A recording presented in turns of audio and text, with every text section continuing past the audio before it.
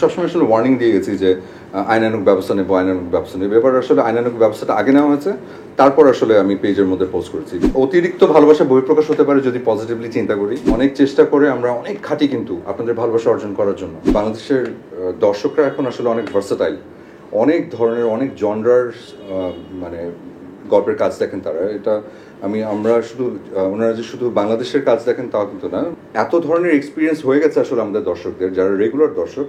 গল্পের একটু খুঁটিনাটি কিছু একটা বললে ওনারা কোনো একটা না কোনো অ্যাঙ্গেল থেকে আসলে একটু মিলিয়ে টিলিয়ে ফেলেন আর কি। তো যার কারণে গল্প নিয়ে কথা বলতে আসলে খুব ভয় লাগে আমার, সত্যি কথা। মানে বলতে গেলে মনে হয় যে, বা একটু ক্যারেক্টারটাও যদি একটু ব্রিফ করতে যাই, অনেকটাই রিভিল হয়ে যায়। আমার কাছে এই ভয়টা লাগে যে ওনারা আগ্রহ হারিয়ে ফেলেন কিনা, এই জন্য খুব একটা বেশি কিছু বলতে চাই না। কেসারেন শেকড় থেকে শিখরে।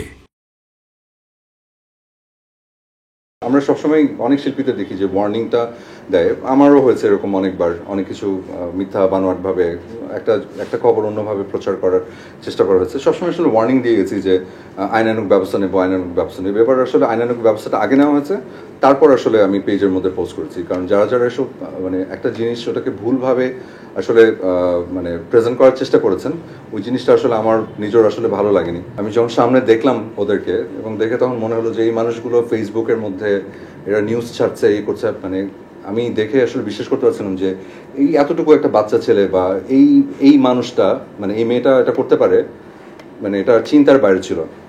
তো মায়াও লাগে। তো ছেড়ে দেওয়া হয়েছে ক্ষমা চাওয়ার পরে। তো যাই হোক, ওটা নিয়ে আর কি বলবো, শুধু এতটুকু বলি যে মানে এটা অতিরিক্ত ভালোবাসা বহিঃপ্রকাশ হতে পারে যদি পজিটিভলি চিন্তা করি। মানুষরা অনেক কিছু না বুঝে আবেগে অনেক কিছু বলে ফেলেন। তো এটা আসলে অনেক সময় আমাদের জন্য আসলে মানসিক অশান্তির সৃষ্টি করে এবং আমরা একটু বিব্রতকর সিচুয়েশনের মধ্যে পড়ি। এবং অনেক চেষ্টা করে আমরা অনেক খাটি কিন্তু আপনাদের ভালোবাসা অর্জন করার জন্য। সম্মান অর্জন করতে আসলে অনেক দিন লাগে, ভালোবাসা পেতে আসলে অনেক দিন লাগে। এটা সম্মানটা হারাতে আর ভালোবাসাটাকে ঘৃণায় রূপান্তরিত করতে কিন্তু মাত্র 1-2 সেকেন্ডের ব্যাপার আর কি। তো আমি চেষ্টা করি আপনাদের ভালোবাসা পেয়ে, সম্মান পেয়ে যাতে আজীবন বাঁচতে পারি, সেই চেষ্টাটাই করতে থাকি। ওটাই অব্যাহত থাকে আমার, এবং সেই চেষ্টাটা আমার থাকবে।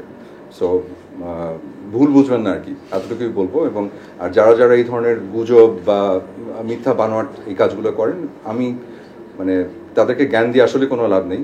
কারণ এগুলো মানুষের অভ্যাসের ব্যাপার। আমি নিশ্চয়ই তাদেরও কোনো রিজন আছে, হয়তো কোনো না কোনো কারণে তারা করেন, সেটা তাদের ব্যাপার।